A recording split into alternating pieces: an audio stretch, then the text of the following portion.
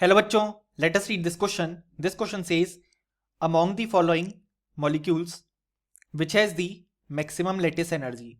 और हमारे ऑप्शन हैं option A KBr, option B NaCl, option C NaF और ऑप्शन डी LiF. सो हमसे इस क्वेश्चन में पूछा गया है कि हमारे पास जो गिवन मॉलिक्यूल्स हैं उसमें से मैक्सिमम लेटिस एनर्जी किसके लिए होगी.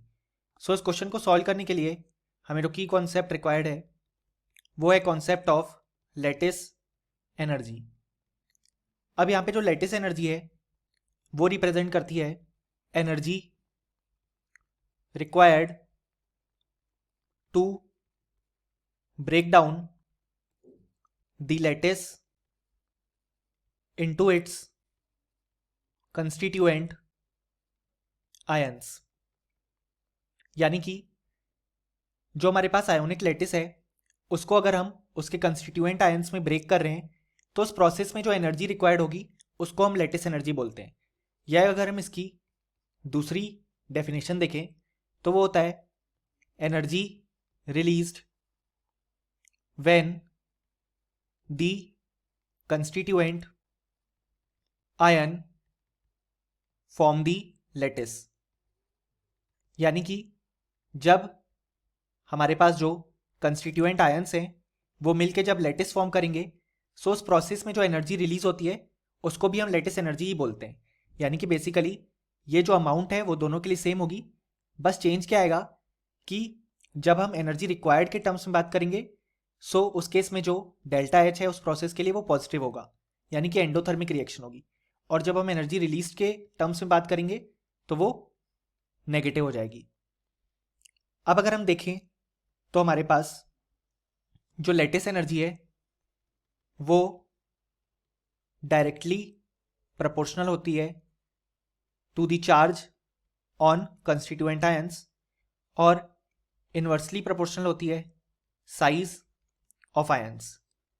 अब अगर हम देखें तो हमारे पास जो कंपाउंड्स गिवन हैं वो हैं KBr, then NaCl, then NaF और LiF. सो अगर हम देखें तो यहाँ पे KBr के केस में कैटायन है K plus, anion Br minus, NaCl में Na plus Cl minus, NaF में Na प्लस F माइनस और Li प्लस F माइनस. यानी कि अगर हम देखें तो जो चार्ज ऑन आयंस है वो हमारे पास सबके लिए कांस्टेंट है, क्योंकि हर केस में कैटायन के पास है +1 चार्ज, एनायन के पास है -1 चार्ज. अब अगर हम साइज ऑफ आयंस को कंपेयर करें तो यहाँ से जो कैटायंस मिलेंगे वो है हमारे पास Li प्लस, Na प्लस और K प्लस. और जो हमारे पास एनायन है वो है F माइनस, Cl माइनस और Br माइनस. अब हम जानते हैं कि जब हम डाउन द ग्रुप मूव करते हैं तो यहाँ पे जो नंबर ऑफ शेल्स हैं वो इंक्रीज करते हैं. इसी कारण से जो एटॉमिक साइज है वो हमारे पास इंक्रीज करती है और जो आयोनिक साइज है वो भी इंक्रीज करती है.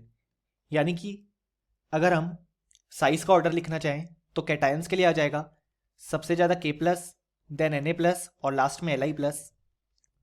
और हमारे पास जो एनायन की साइज का ऑर्डर आ जाएगा वो हम देख सकते हैं कि आएगा सबसे ज़्यादा for Br minus, then Cl minus and then F minus. यानी कि ओवरऑल अगर हम साइज की बात करें सो जिस केस में कैटायन सबसे कम साइज वाला होगा और एनायन सबसे कम साइज वाला होगा सो उसमें ओवरऑल साइज सबसे कम होगी. और जैसा कि हमने देखा कि लेटिस एनर्जी साइज के इन्वर्सली प्रोपोर्शनल है तो उस केस में जो लेटिस एनर्जी है वो सबसे हाईएस्ट होगी. यानी कि LiF के केस में जिसमें कैटायन भी स्मॉलेस्ट है और एनायन भी स्मॉलेस्ट है सो उस केस में हमारे पास जो लेटिस एनर्जी है वो हाईएस्ट हो जाएगी. यानी कि अगर हम देखें तो हमारे पास जो करेक्ट ऑप्शन हो जाएगा वो हो जाएगा ऑप्शन डी और option A, B and C जो हैं वो इनकरेक्ट हो जाएंगे. यानी कि फाइनली हम बोल सकते हैं कि इस क्वेश्चन के लिए हमारे पास जो करेक्ट आंसर है वो है option D. Hope you understood it well. Best of luck.